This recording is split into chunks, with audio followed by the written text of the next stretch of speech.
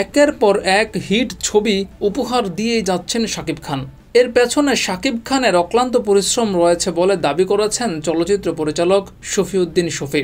শাকিব খান আগেই জানতেন তিনি সুপারস্টার হবেন, এমনটাই মন্তব্য এই পরিচালকের। শাকিব খানের বিষয়ে কথা বলতে গিয়ে রিয়াজ ও পূর্ণিমাকে টেনে এই পরিচালক বলেছেন, মনের মাঝে তুমি সিনেমাটা হিট হয়ে গেল। রিয়াজ পূর্ণিমা হিট হয়ে বিজ্ঞাপন শুরু করলো, শাকিব খান কিন্তু এই কাজ করে নাই। তাহলে এই ছেলেটা সুপারস্টার হবে না তো কে হবে? এরপরই শাকিব খানকে নিয়ে চমকপ্রদ এক তথ্য দিয়েছেন শফি। তিনি বলেছেন, শাকিব নিজেকে পর্দায় ভালোভাবে উপস্থাপনের জন্য পারিশ্রমিকের বেশিরভাগ টাকা খরচ করে ফেলত। আমরা তাকে যে টাকা দিতাম সেই টাকা সে আবার আমাদের সিনেমার জন্যই ব্যয় করত। শফি আরও বলেছেন, যখন অ্যান্ড্রয়েড ফোন আসলো তখন শাকিব খানের ভিডিও কেউ করতে পারে নাই।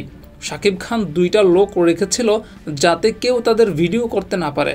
শাকিব খান সিলেক্টিভ সাক্ষাৎকার ছাড়া মিডিয়ায় ঘন ঘন সাক্ষাৎকার দেয় নাই। অর্থাৎ সে অনেক দূরে দেখতে পায়, সে জানতো যে সে সুপারস্টার হবে। জিয়াউর রহমান, যুগের চিন্তা, নিউজ ডেস্ক।